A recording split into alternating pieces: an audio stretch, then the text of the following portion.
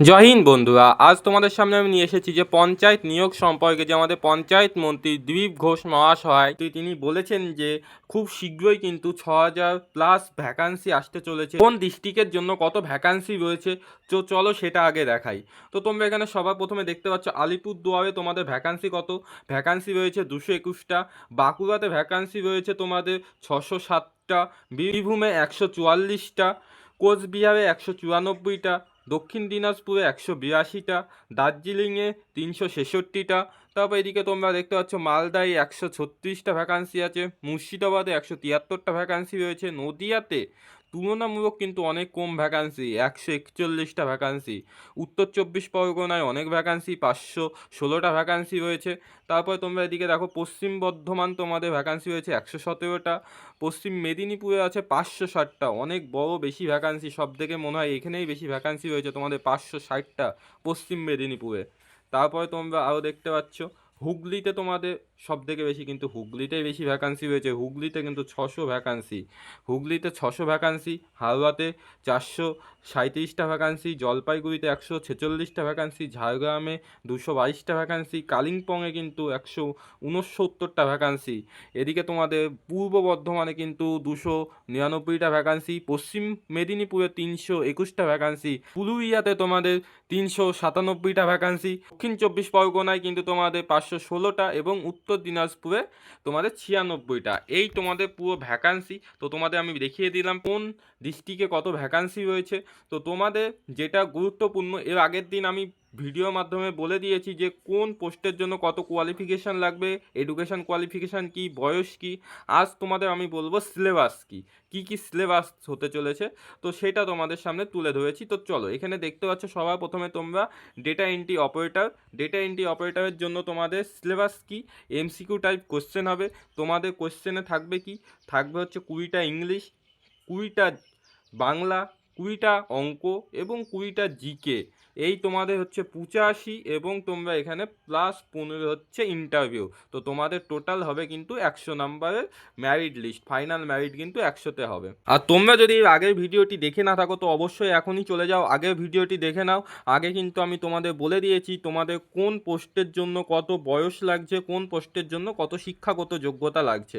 তো তোমরা এখানে তারপরের পোস্টটা দেখতে পাচ্ছ অ্যাসিস্ট্যান্ট ক্যাশিয়ার। অ্যাসিস্ট্যান্ট ক্যাশিয়ারের জন্য তোমাদের কিন্তু যে পরীক্ষাটা হবে সেটা তোমাদের বাংলা হবে 20, ইংলিশ হবে 20, অঙ্ক হবে 25 এবং জেনারেল অ্যাওয়ারনেস হবে 20, টোটাল 85 আর 15 ইন্টারভিউ। তো তোমাদের টোটাল ফাইনাল মেরিট কিন্তু সেই 100তেই হবে ক্যাশিয়ারের জন্য। তারপরে তোমাদের যে পোস্টটা আছে সেটা হচ্ছে গ্রাম পঞ্চায়েত কর্মী। গ্রাম পঞ্চায়েত কর্মীর জন্য তোমাদের কি কোয়ালিফিকেশান লাগবে তো চলো দেখাই। গ্রাম পঞ্চায়েত কর্মীর জন্য তোমাদের এখানে ইংলিশ 10, বাংলা 13 নম্বরে আর অঙ্ক 10। তারপরে তোমাদের ইন্টারভিউ হবে 15। তো তোর হবে কিন্তু 50-এ, এখানে কিন্তু হয়তো মিস্টেক আছে, বাংলা কিন্তু 15তে থাকে কোশ্চেন, বাংলা 15, ইংলিশ 10, অঙ্ক 10। তো তোমাদের হচ্ছে টোটাল হচ্ছে 30 হয় এবং প্লাস ইন্টারভিউ হয় 15। তো তোমাদের টোটাল পরীক্ষা কিন্তু হয় 50-এ হয় কিন্তু ফাইনাল ম্যারিট। এখানে একটু ভুল আছে, তো এখানে 15টা তোমাদের বাংলার কোশ্চেন থাকে আর 10টা ইংলিশ থাকে আর 10টা অঙ্ক থাকে।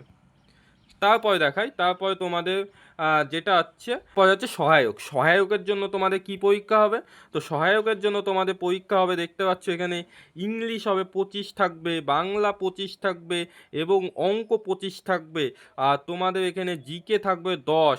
তোমাদের কিন্তু টোটাল হবে এখানে ইন্টারভিউ থাকবে 15। তো তোমাদের টোটাল এটাও কিন্তু 100 নাম্বারেই পরীক্ষা হবে, ম্যারিড হবে।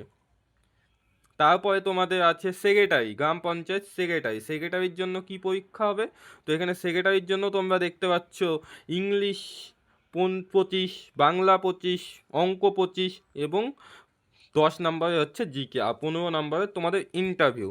তারপরে তোমাদের যেটা আছে তোমাদের যে এক্সিকিউটিভ অ্যাসিস্ট্যান্ট, এক্সিকিউটিভ অ্যাসিস্ট্যান্টের জন্য কি পরীক্ষা হবে, এক্সিকিউটিভ অ্যাসিস্ট্যান্টের জন্য তোমাদের কিন্তু সেই সেমই সব কিছু দেখতে পাচ্ছ যে অঙ্ক 25, বাংলা 25, ইংলিশ 25 এবং জিকে 10 আর 15 নম্বরে কিন্তু ইন্টারভিউ। তারপরে তোমাদের যেটা আছে অ্যাকাউন্ট ক্লার্ক। অ্যাকাউন্ট ক্লার্কের জন্য কি পরীক্ষা হবে, অ্যাকাউন্ট ক্লার্কের জন্য তোমরা পরীক্ষা দেখতে পাচ্ছ এখানে, এখানে ইংলিশ 20, বাংলা 20, অঙ্ক 25 আর জিকে 20 আর ইন্টারভিউ তোমাদের 15, কিন্তু এখানে একটু সিলেবাস চেঞ্জ আছে তোমাদের। এখানে ইংলিশ 20 আর বাংলা 20 আর অঙ্ক 25 আর জিকে তোমাদের 20 থাকছে, আর টোটাল তোমাদের ইন্টারভিউ 15। আর তারপরে তোমাদের যে পোস্টটা আছে সেইটা হচ্ছে lower divisional assistant. Lower divisional অ্যাসিস্ট্যান্টের জন্য কি পরীক্ষা দিতে হবে তোমাদের? এখানে দেখতে পাচ্ছ বাংলা হচ্ছে 20, বাংলা 20, ইংলিশ 20, অঙ্ক 25 আর জেনারেল অ্যাওয়ারনেস হচ্ছে 20। টোটাল তোমাদের 85 নাম্বার আর 15 ইন্টারভিউ, তাহলে তোমাদের ফাইনাল মেরিট 100। তো তোমাদের এখানে সব থেকে যেটা গুরুত্বপূর্ণ আর একটা পোস্ট স্টেনোগ্রাফার। স্টেনোগ্রাফারের জন্য কিন্তু সিলেবাস পুরো চেঞ্জ হতে চলেছে।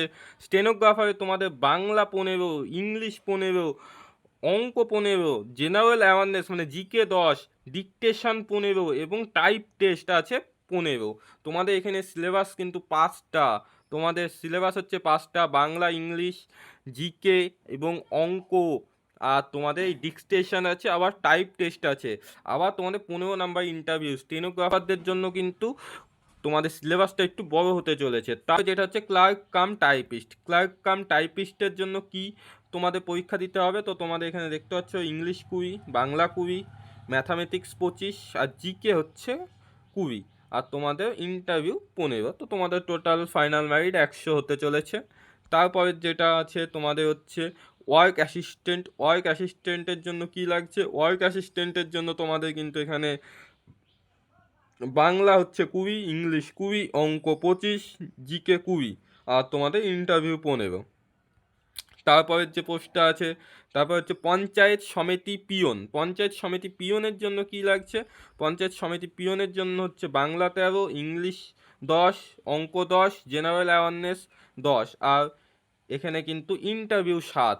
তো তোমাদের এখানে কিন্তু টোটাল ফাইনাল মেরিট হতে চলেছে 50-এ। তারপর পিওনের পর আসছে হচ্ছে data entry operator. Data entry অপারেটরের জন্য কি পরীক্ষা দিতে হবে তোমাদের? ডেটা এন্ট্রি অপারেটরের জন্য কিন্তু তোমাদের ইংলিশ 20, বাংলা 20, অঙ্ক 25 এবং জিকে 20 আর ইন্টারভিউ 15। তারপরের যে পোস্টটা আছে সিস্টেম ম্যানেজার। সিস্টেম ম্যানেজারের জন্য কি লাগছে তোমাদের? সিস্টেম ম্যানেজারের জন্য হচ্ছে বাংলা 10, ইংলিশ 10, অঙ্ক 20 আর এখানে কিন্তু কম্পিউটার অ্যাপ্লিকেশান থিওরির ওপর কিন্তু কোশ্চেন আসবে। সেই থিওরির ওপরে কোশ্চেন থাকছে 25 এবং কম্পিউটার অ্যাপ্লিকেশান প্র্যাকটিক্যাল থাকছে 20।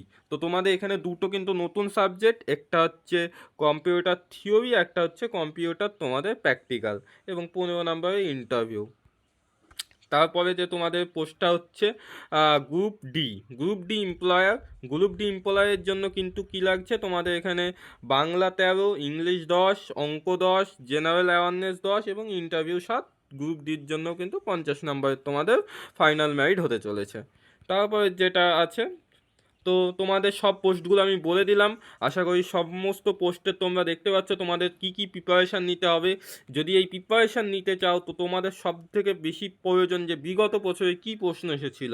তো বিগত বছরে সমস্ত কিছু তোমাদের প্রশ্ন আমার কাছে আছে। পঞ্চায়েত সমিতি সহায়ক, পঞ্চায়েত সেক্রেটারি, সমস্ত কিছু প্রশ্ন কিন্তু আমার কাছে আছে। এই প্রশ্নগুলো যদি তোমাদের পেতে চাও তাহলে এখনই কিন্তু তোমরা আমার টেলিগ্রাম চ্যানেলে যুক্ত হয়ে যাও। এখনও কিন্তু আমি সেখানে প্রশ্নগুলো দিইনি, অবশ্যই খুব তাড়াতাড়ি সেখানে দিতে চলেছি। এবং হোয়াটসঅ্যাপ চ্যানেলে যুক্ত হয়ে যাও। হোয়াটসঅ্যাপ চ্যানেলে যদি আমাদের 1000 ফলোয়ার কমপ্লিট হয়ে যায় তখনই কিন্তু আমি এই প্রশ্নগুলো কিন্তু সব তোমাদের দিয়ে দেবো। তো এখনই যাও, তোমাদের বন্ধুদের সাথেও শেয়ার করে দাও এবং তোমরা আমার টেলিগ্রাম চ্যানেল এবং হোয়াটসঅ্যাপ চ্যানেল দুটোতেই যুক্ত হয়ে যাও এবং এই চ্যানেলটিকেও সাবস্ক্রাইব করে দিও। 6500 একটা শর্ট লিস্ট আগে সরকারের সঙ্গে করা হয়েছিল, ওইটা আপাতত রেডি করা হচ্ছে। আমরা ক্যাবিনেটে সিএমের সঙ্গে কথা বলবো, কারণ কি কর্মচারী নাই বলে অনেক জায়গায় কাজ আটকে, বিশেষ করে যারা প্ল্যানিং করেন, অফিসার আছেন, ইঞ্জিনিয়ার আছেন, সংখ্যা কম। একজন 4টা পঞ্চায়েত দেখেন, ফলে সব ডিলে হয়ে যাচ্ছে। কেন্দ্র তো পয়সা দেবে, পয়সাটা কাজে লাগাবে কি? ইনফ্রাস্ট্রাকচারই নেই। সেই জন্য ইমিডিয়েটে একটা লিস্ট যেটা রেডি আছে ওটাকে আমরা পার করবো। তারপরে ধীরে ধীরে বহু কর্মচারী আছেন যারা ভিন্নভাবে ডিপ্রাইভ আছেন, তাদের কথাও ভাবা হবে। ধীরে ধীরে এটা এগোবে আর কি ব্যাপারটা।